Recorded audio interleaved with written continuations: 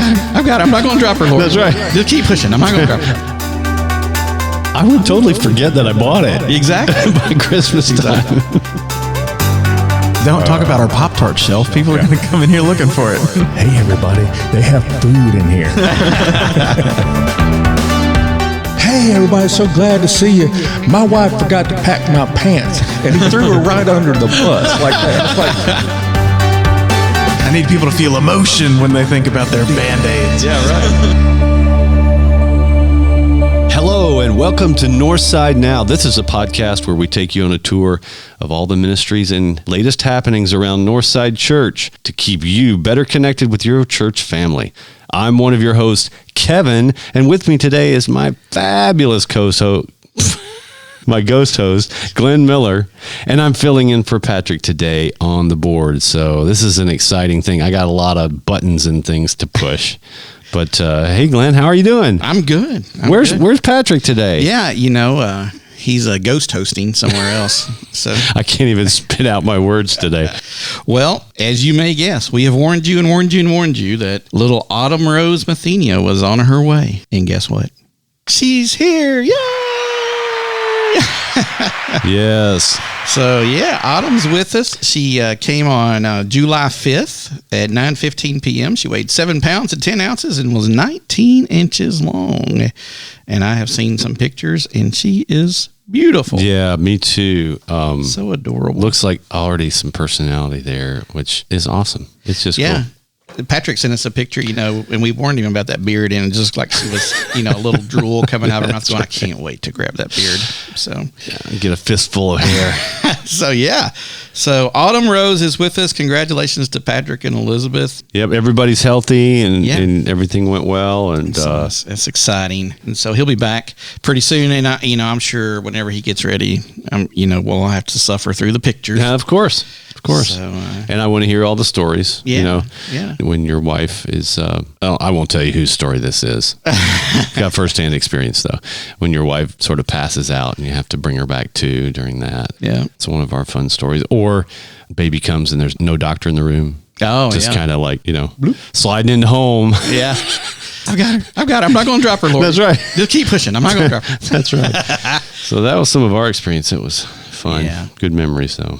Yeah, it is an experience. Yep. And it is a neat one. It's funny, all the different emotions you go through in such a short amount of time during that process. It's a roller coaster for sure. Yeah. But one of the most amazing things. Pretty cool to see life coming into the world. Yep. And we have some other breaking news about Jackson, Tennessee. And it does affect Northside a little bit because we have several people that work at Chick-fil-A. Yeah. And recently it was published out that Jackson, Tennessee is the number one place where the chicken sandwich from Chick-fil-A is sold. Now, this blows my mind because I would have thought it would have been Atlanta or somewhere where the Chick-fil-A has been around for a lot longer, maybe. Yeah. And listen to this. Atlanta came in number 2. Okay. And they sell nearly 21.3 million sandwiches in Atlanta alone in 2021. So that means it doesn't say exactly how many Jackson sold, but it's more than that. Big city. It's got a lot of locations. Yeah, think about all the things that Atlanta's got going for it. And when it comes to this. Yeah, and how many more people it has. But exactly. I wonder, I've always wondered just how much I-40 makes such a big difference. Well, and there are some people who are just dedicated to their chicken sandwich. Or for some folks, it's sort of a mission, support a Christian-based business or, that kind of thing. So they sort of plan their trip around where the Chick-fil-A's are, Well, and you might have seen this either in Jackson Center or the Commercial Appeal, because the Commercial Appeal is where I saw it. It popped through. And so here's the top 10. In 3 Tennessee towns in the top 10. Jackson, Tennessee, number 1. Number 2, Atlanta, Georgia. Number 3, Memphis. Wow. So West Tennessee holding down the Loves chicken their market. chicken. Number 4, Gainesville, Florida. Number 5, Monroe, Louisiana. Number 6, Chattanooga, Tennessee. Number 7, Macon, Georgia. They're home of the Macon Bacon baseball team. Yes. Really cool. Number 8, Jackson, Mississippi. So there's something about the Jacksons. Number 9, Savannah, Georgia, home of the Savannah Bananas. That's right. And they play the Macon, Georgia.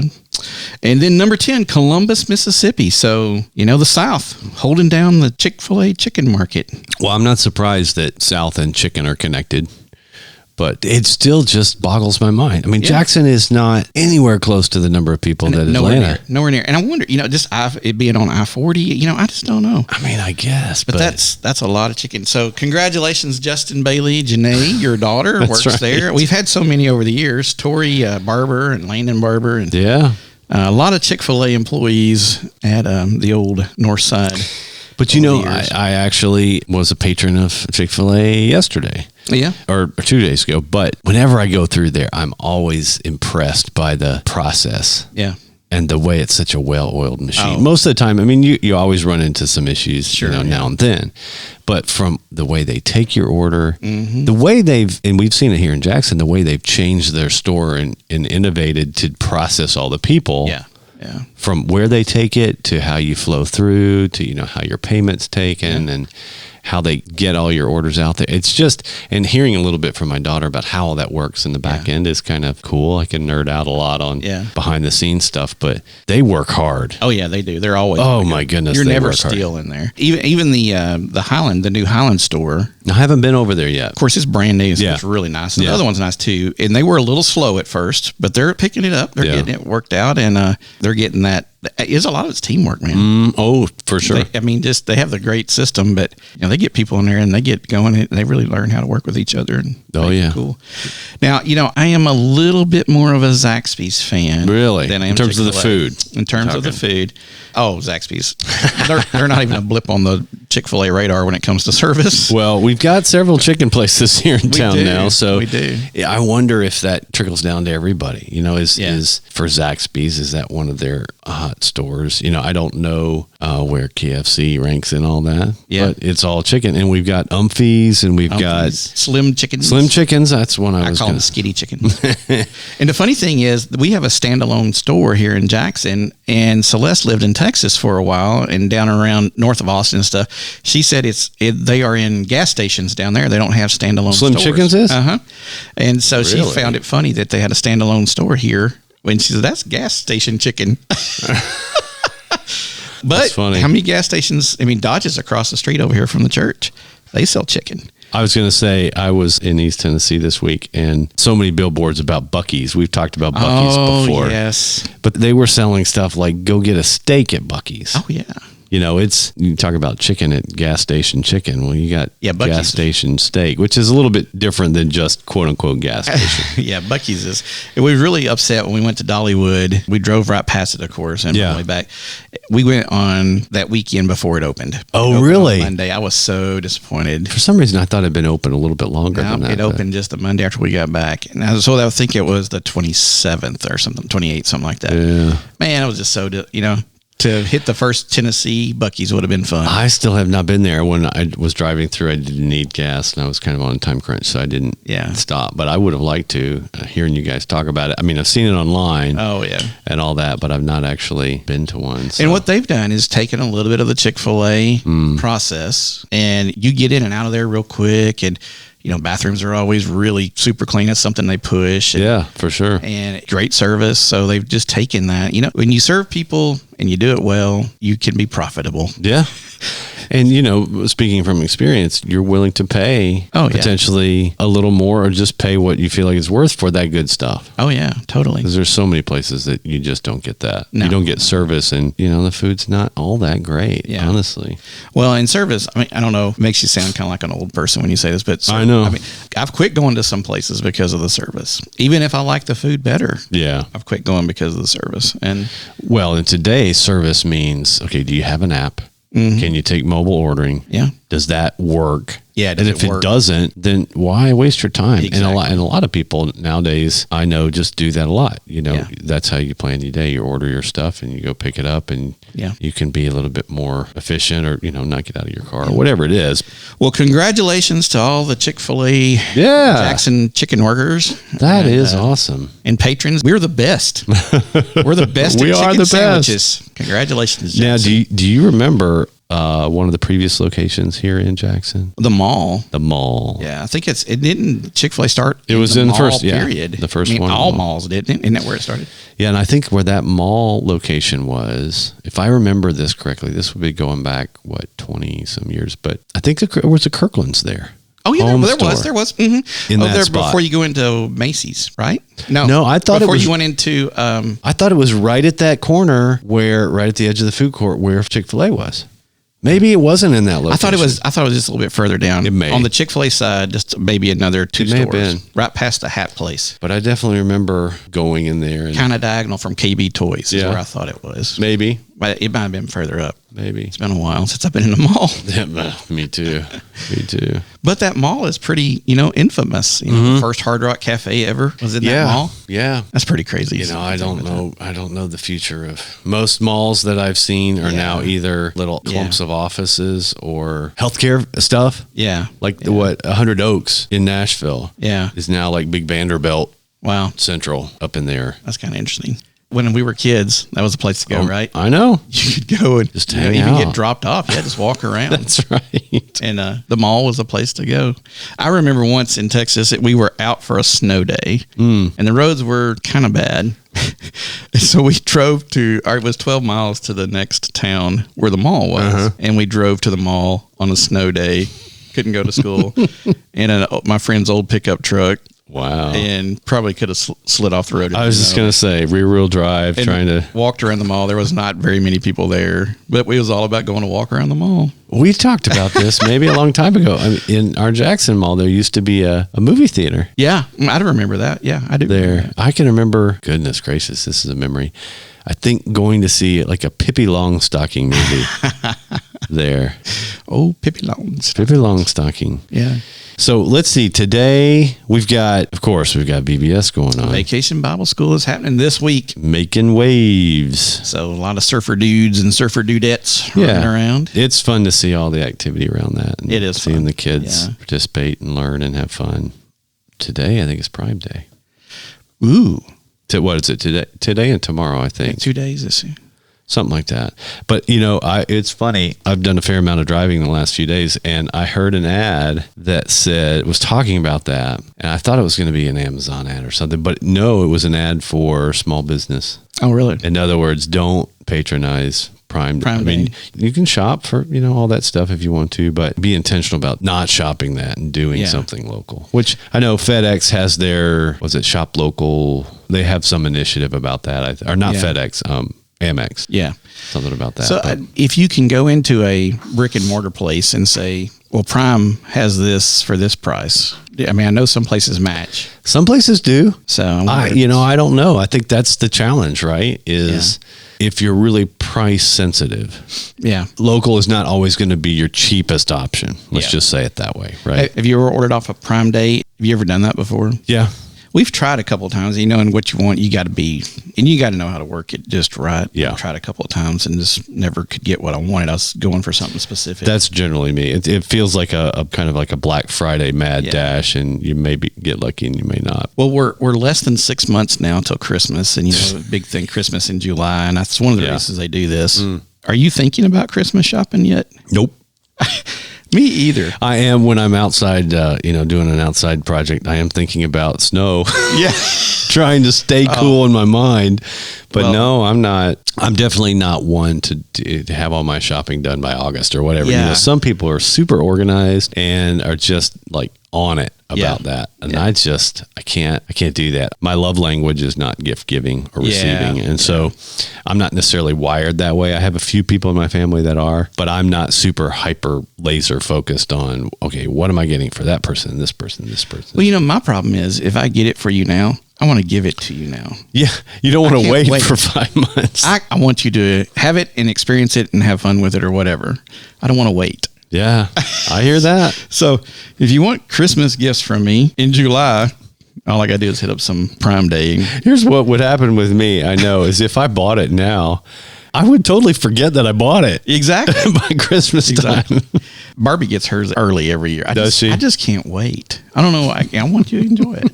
I want you to have fun now. No, don't wait. So I'm horrible at it. I think that's, if you are a gift giver, there's that element of you just want to see their reaction. Yeah. You want to see how they interact with it. Yeah. The time you spent to put in to get a gift that was meaningful. Yeah. You want to see that. So I think you're right that it would be hard to wait that long.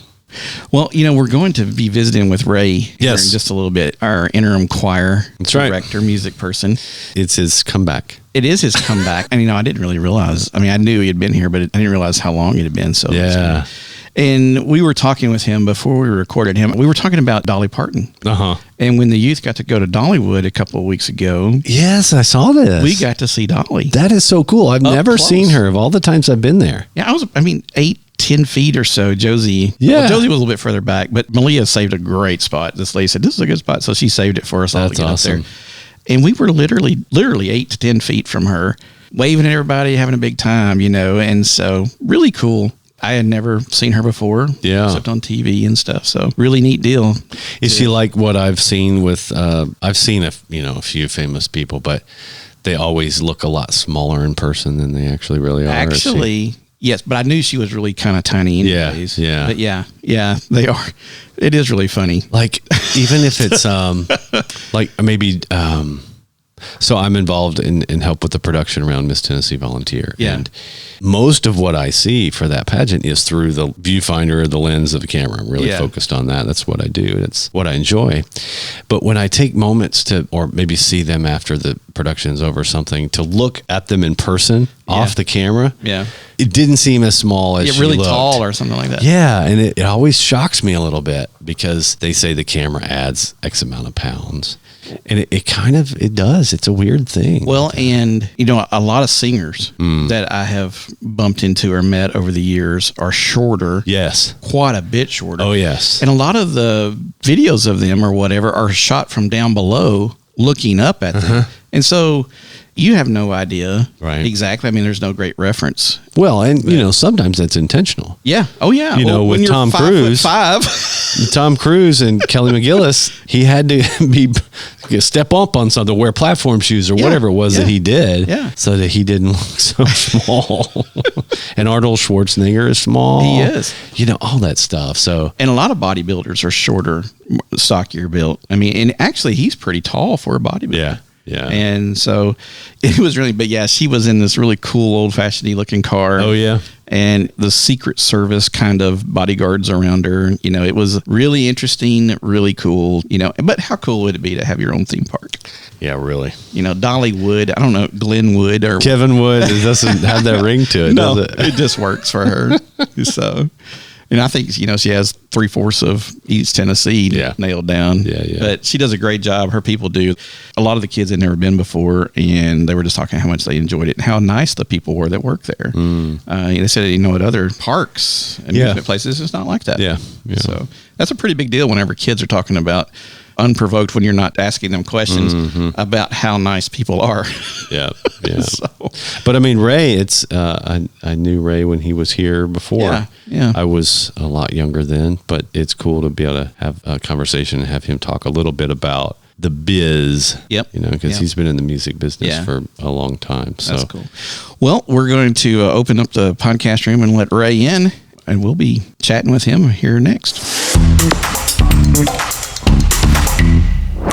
Joining us in the podcast room today is the one and only, the incomparable Ray Barnette. Hello, everybody. How about some dulcet tones?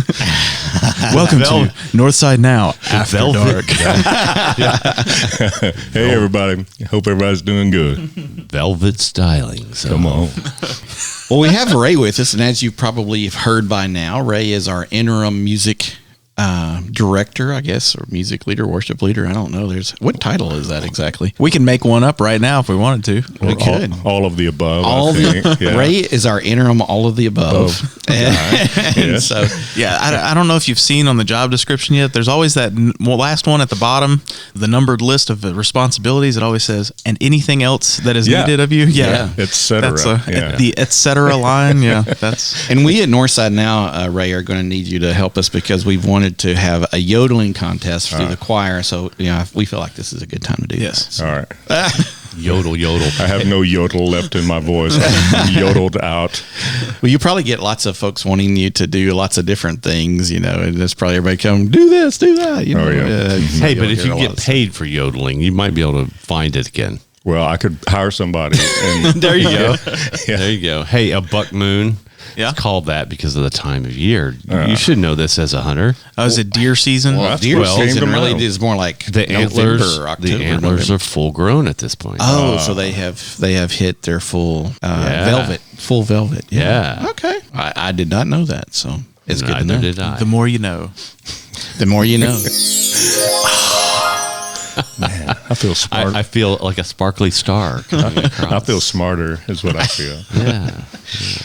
Well, we're glad to have Ray in the house with us. And what do you think about the podcast stream, Ray? We love to ask all of our, it's such a wildly decorated place. Most I people love can't it. handle And it. it's awesome. And just for the folks, that have not been in here, I'm sitting here looking at Pop-Tarts.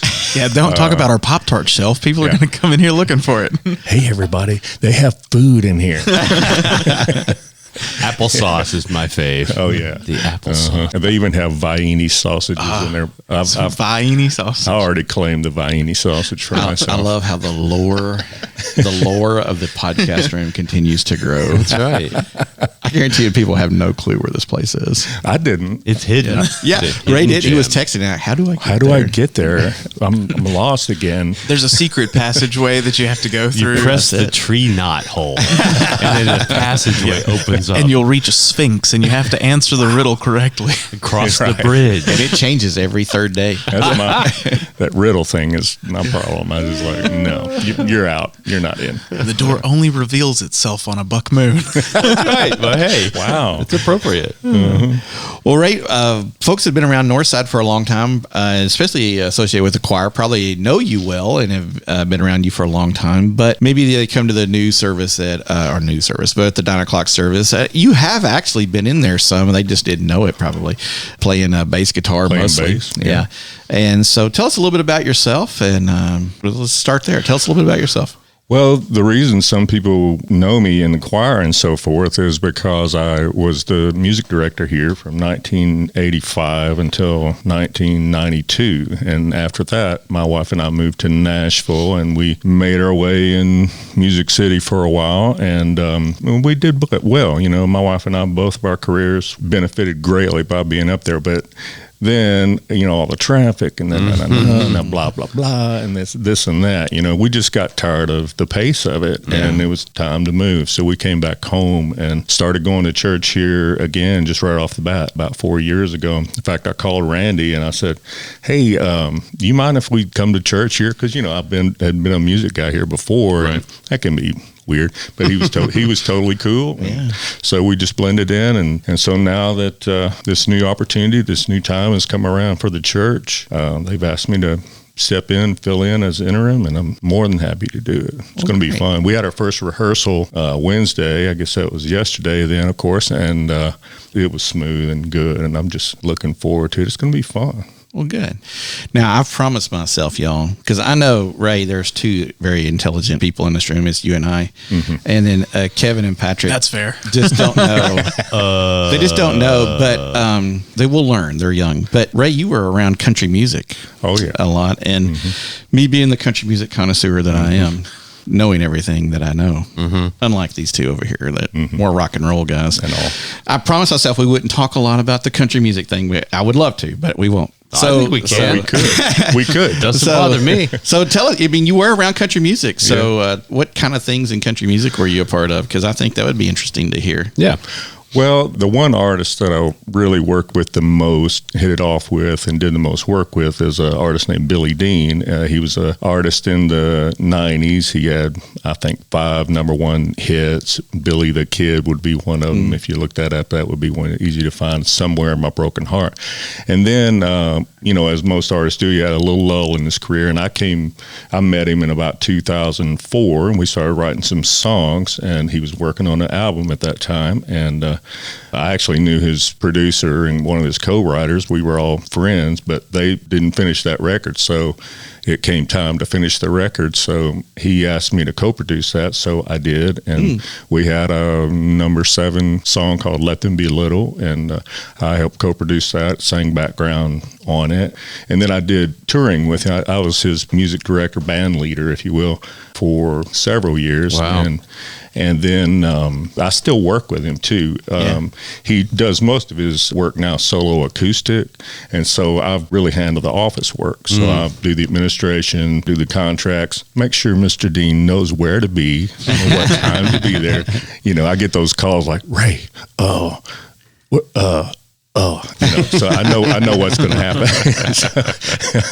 So that's what's up with that. And the favorite thing that I did while working with Billy, and it was because of him that I got this opportunity, is he was doing a Christmas album, and he had invited Dolly Parton to be on the record. Right? Oh, wow.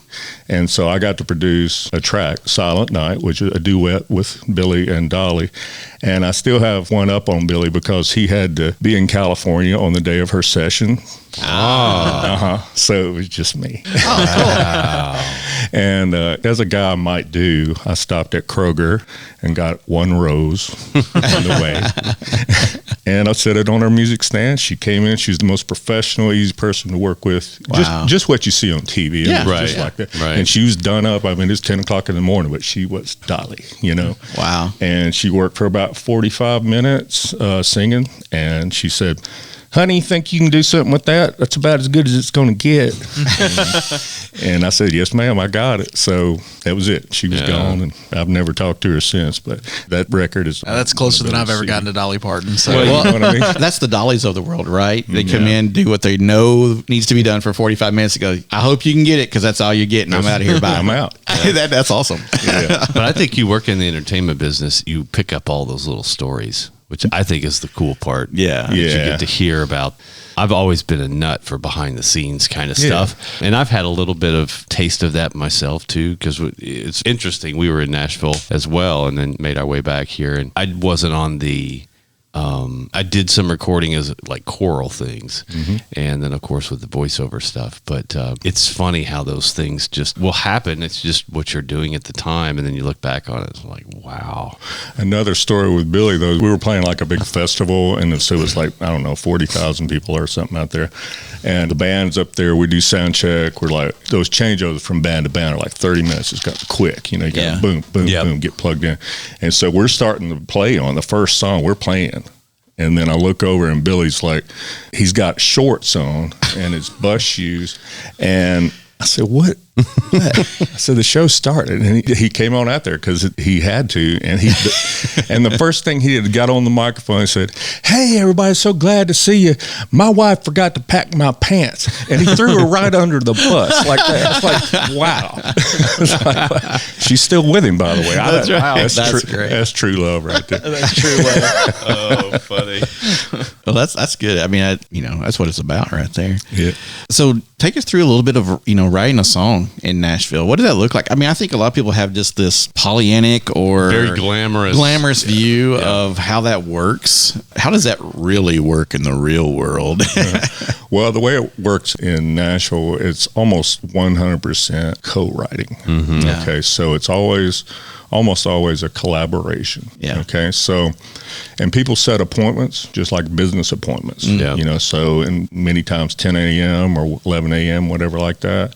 And you walk into a room together, start talking, just shooting the breeze. What are you interested in? What's what's on your heart? What have you been thinking about? What's important to you? Yeah. And many times just that conversation, somebody will, creatives do throw out cool things to say every once in a while without even thinking about it. And then the other one will go, that's it. Let's write that one today.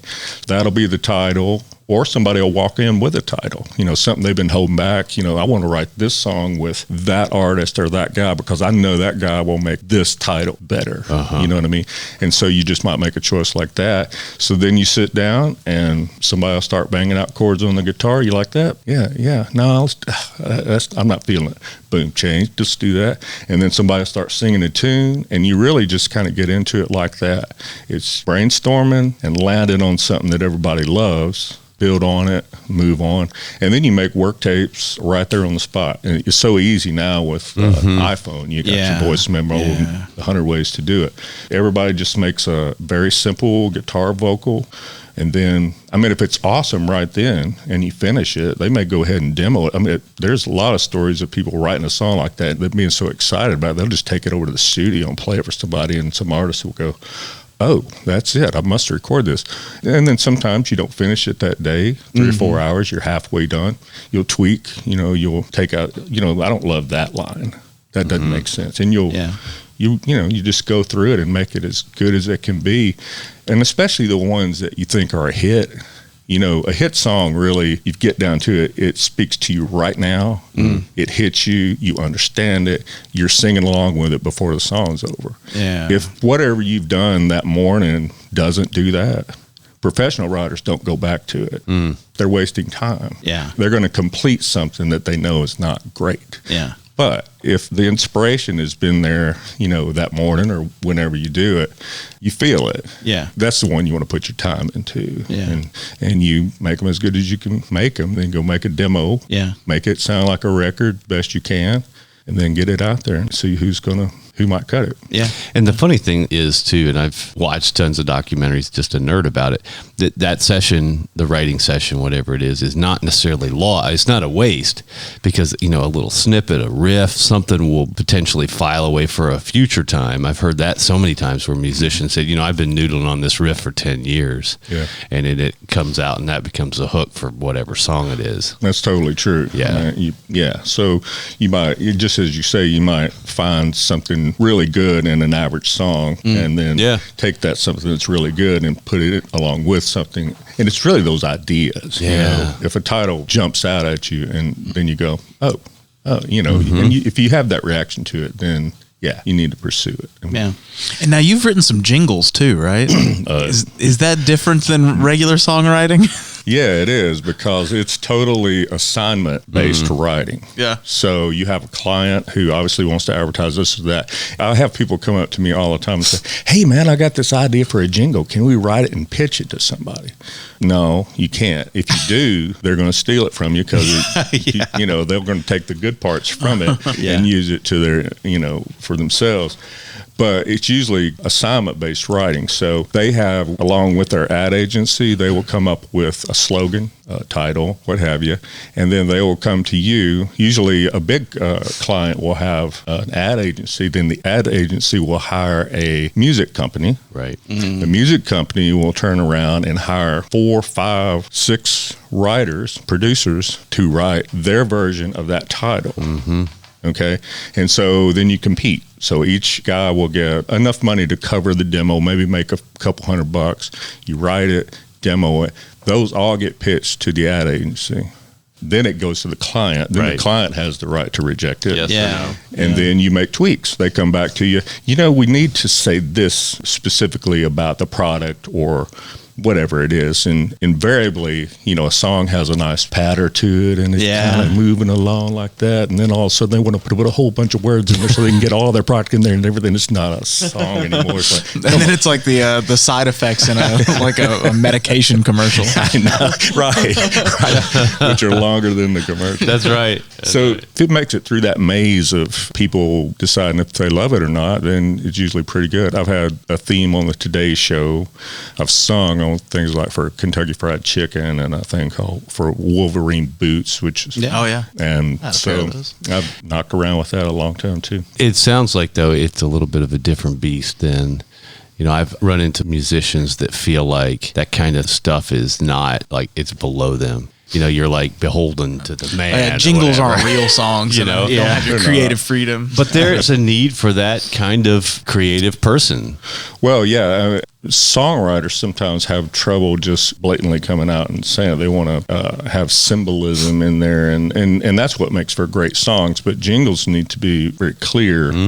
That's a difficult thing. I'll say this, to sing about hot dogs or something like that and make it convincing. Yeah. And I need people to feel emotion when they think about their Band-Aids. Yeah, right. And when you're on one of those sessions, and you're the singer, you got to put that out there. And they won't let you get away with not doing that. So you have to perform, you have to bring it and sell those hot dogs, or whatever it is. So professional musicians, they move into a level where they're just, it's not only for the money, but it's about bringing a great performance to the thing you're asked to do that day. Yeah. And I learned, a guy told me a long time ago, and it really made a lot of sense. It's not our job to like it. It's our job to make it sound good. So you have to put yourself into whatever it is and take pride in doing a great job. And then you get paid. Yeah, and then you get paid. And you get paid. So how did you get started in music, period? Let's see. It was a little bit ago, I'm sure, but... So my next door neighbor, when he was 5 and I was 7 years old, we met. We just moved into the neighborhood. His name is Bubba Moore. He's my best friend from forever. And since we moved back here, we've hooked back up. That's cool. We get together every once in a while, and he'll tell me when I'm full of it. Let's just say that. And it's one of the cool things about being back home, actually, among real friends, not just business friends. Yeah. But his dad was a player. And so he played the honky tonks and did all that, but he had a closet full of guitars. And so I would sneak over there, and when he wasn't around, and I would sneak them out and play. And so then I wound up, I loved it, and I wound up taking some lessons. And Bubba is a very talented drummer. He's one of the best drummers that I've ever known in West Tennessee. He's just a terrific drummer.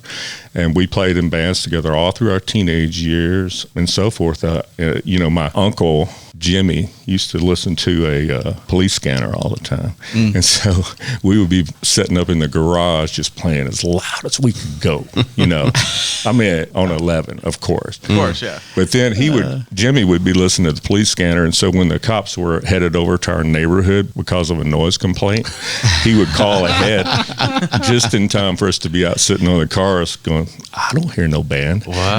That's funny. That's good. That's a good story. So it was literally that.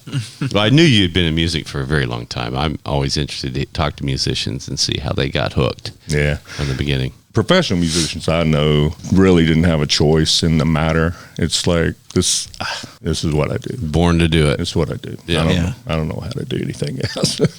Well, I guess the path has changed a lot. There's still some who are out there kind of making their ways, but there's a bunch of them who want to hit the TikTok scene and the YouTube scenes and get on The Voice or American Idol or something like that. Well, it's the new way. I mean, you can't stop those kind of things. I mean, so the kids who have that opportunity, they all have it now. It would be unwise to not take advantage. Sure. Of that. Yeah. There's sometimes folks that do that and have never been in front of a real audience now. Yeah.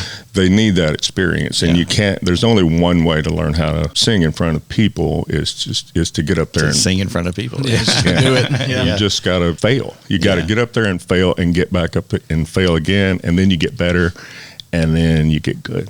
Yeah. You got to do that.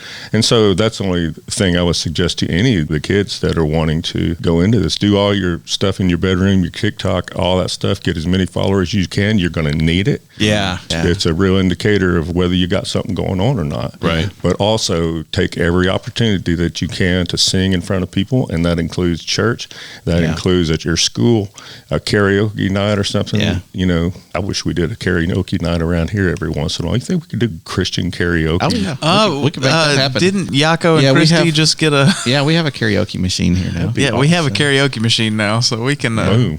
probably make something happen. Yeah, that'd be fun though. Now, did you work at all? I mean, I know we talked about country music, but did you work at all in the Christian music industry? Did you while you were in Nashville? Because I know that's kind of the home of Christian music as well. It is, and I worked with a lot of the session musicians. Yeah. But they cross over. Yeah. I'd say the contemporary Christian musicians lean more on being pop and rock players. Yeah. But as you've noticed over the last 20 years, that line is really not there anymore. So all of the players who really play on records, they kind of can go either way. Yeah. I didn't quite get in that clique, to be honest with you. It's I don't have the voice, I don't think, for that. So my singing, it was more country, I could do that more naturally.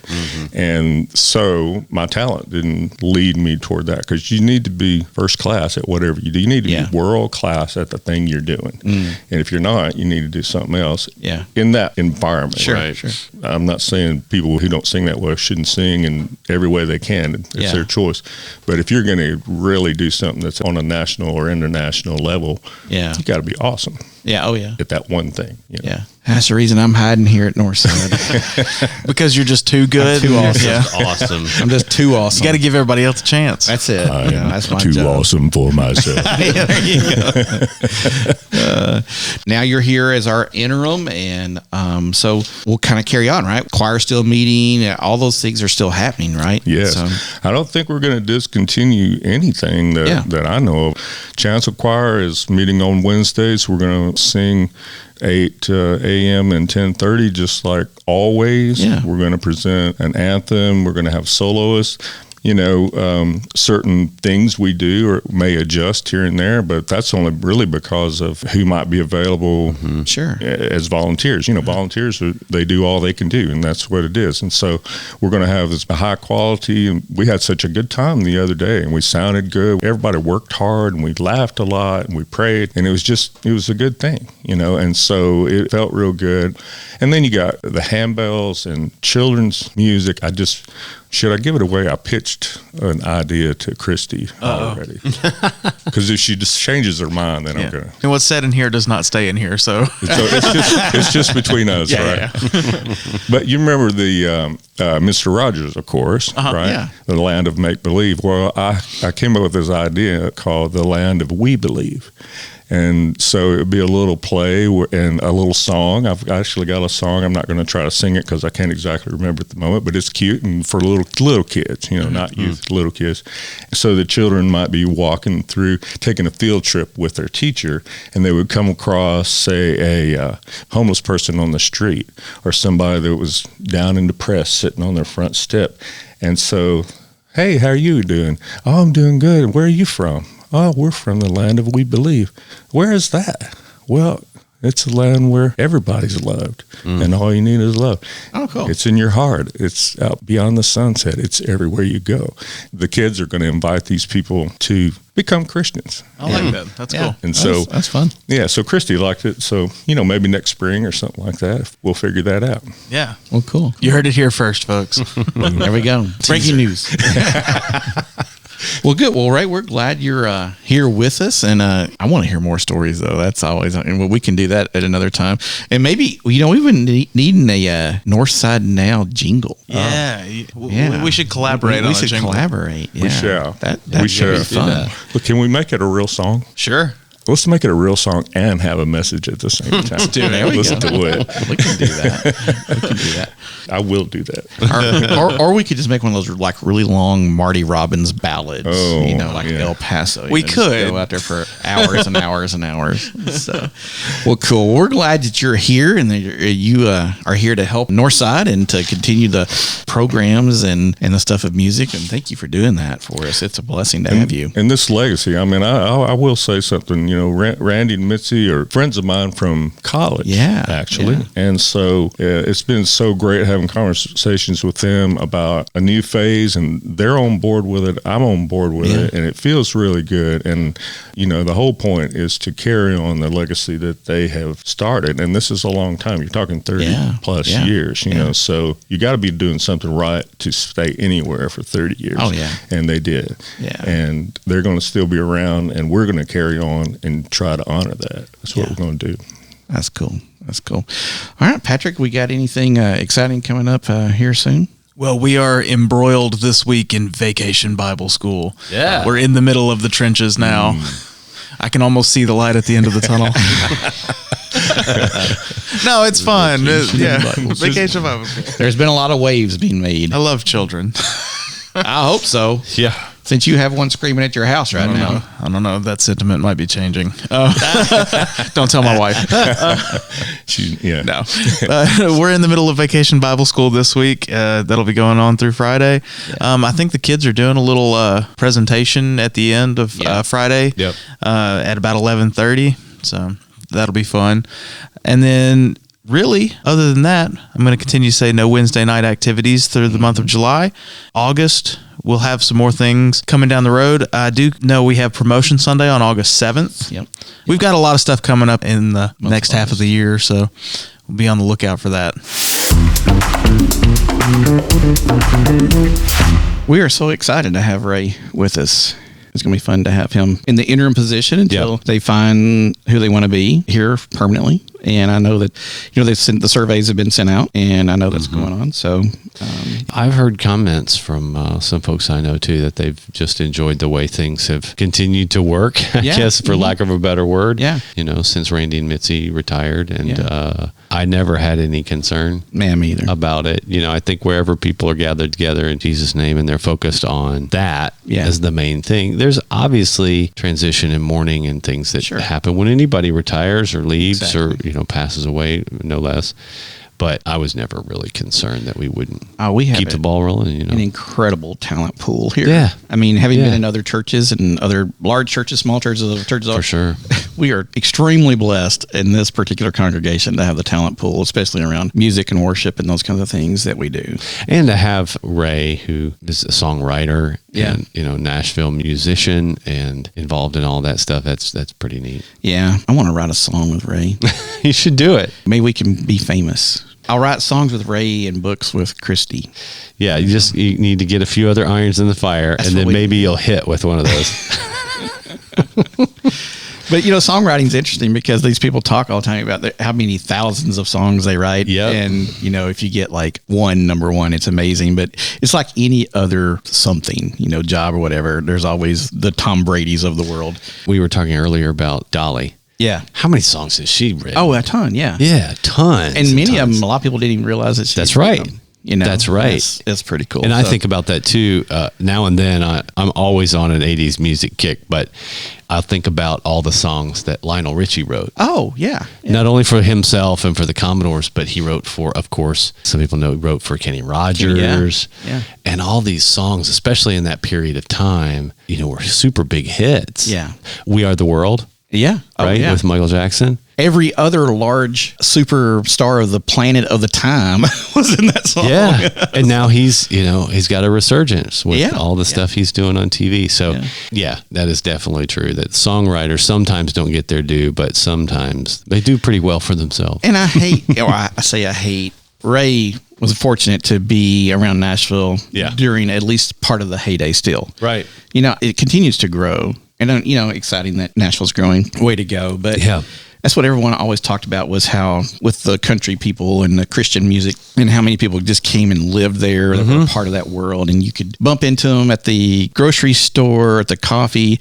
A friend of mine, the youth pastor up there for a while, and he said he and Nicole Kidman were always at the same coffee shop about the same time. And, did the whole coffee shop nod. Right. They got to see each other so much. It was like, oh, and even, hey, how you doing? Oh, we're good, thanks. Good.